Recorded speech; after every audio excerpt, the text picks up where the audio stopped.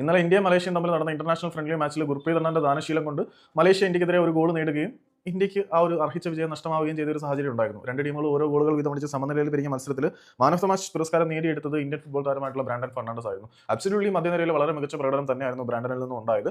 മത്സരത്തിൽ വളരെ മികച്ച പ്രകടനം കാഴ്ചവെച്ചതുകൊണ്ട് തന്നെയാണ് ബ്രാൻഡൻ ആ ഒരു പുരസ്കാരം തേടി വന്നത്. ഒരു ഡൈനാമിക് മിഡ്ഫീൽഡ് എഫക്ട് എന്താണെന്ന് ഇന്നലെ ബ്രാൻഡൻ ഫെർണാണ്ടസ് മധ്യനിരയിൽ കാഴ്ചവെച്ചിട്ടുണ്ട്. എന്തായാലും എഫ് സി ഗോവയുടെ ആരാധകരെ സംബന്ധിച്ചിടത്തോളം അവർക്ക് ആ ഒരു ഗോവയുടെ കളേഴ്സിൽ ബ്രാൻഡനെ നഷ്ടപ്പെട്ടത് അവർക്ക് നികത്താനാവാത്ത ഒരു നഷ്ടം തന്നെയാണ് എന്നുള്ളത് എടുത്തു പറയേണ്ടതായിരുന്നു. അപ്പം ഏതായാലും ആരാധകർ ബ്രാൻഡന് വേണ്ടി ബാനറും കാര്യങ്ങളൊക്കെ ഉയർത്തുന്ന കാഴ്ചയും നമ്മൾ കണ്ടു. ബ്രാൻഡൻ വളരെ മികച്ച പ്രകടനം കാഴ്ചവെച്ചു. മധ്യനിരയിൽ നിലവിലെ ഇന്ത്യൻ ഫുട്ബോളിന്റെ ഏക പ്രതീക്ഷ ബ്രാൻഡനാണെന്ന് പറയിപ്പിക്കുന്ന വിധത്തിലുള്ള പ്രകടനം തന്നെയാണ് ബ്രാൻഡനിൽ നിന്നുണ്ടായത്. ഈ ബ്രാൻഡനെ എന്തുകൊണ്ട് ഗോവ ഒഴിവാക്കി എന്നുള്ളൊരു ചോദ്യചിഹ്നം തന്നെയാണ്. അതിനവർ കൊടുക്കേണ്ടി വരുന്ന വില വളരെ വലുതായിരിക്കും. പിന്നെ എടുത്ത് പറയേണ്ട പ്രകടനം സന്ദേശ് സിംഗനാണ്. ഒരുപാട് പരിഹാസങ്ങൾ ഏറ്റുവാങ്ങിയ സന്ദേശ് സിംഗ് ഒരു വളരെ മികച്ച പ്രകടനം ഡിഫൻസീവ് യൂണിറ്റിൽ കാഴ്ചവെച്ചിട്ടുണ്ട്. പിന്നെ അരങ്ങേറിയ താരങ്ങൾ അത്യാവശ്യം ഭേദപ്പെട്ട പ്രകടനം കാഴ്ചവെച്ചു എങ്കിൽ പോലും ഇന്നലത്തെ മത്സരത്തിലെ സ്റ്റാർ പ്ലെയർ ബ്രാൻഡൻ തന്നെയായിരുന്നു. പിന്നെ ജിങ്കനും